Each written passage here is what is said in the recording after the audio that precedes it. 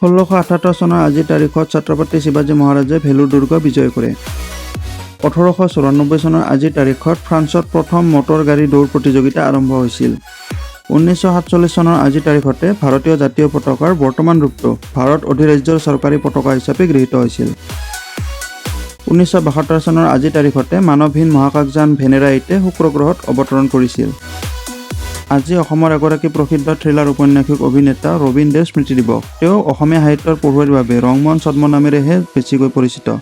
1988 চনৰ আজিৰ তাৰিখত ভাৰতীয় মহাকাশযান INSAT-16 মহাকাশলৈ প্ৰেৰণ কৰা হয়। আজি অভিনেত্ৰী আৰু পপ গায়িকা চেলেনা গোমেজৰ জন্মদিন।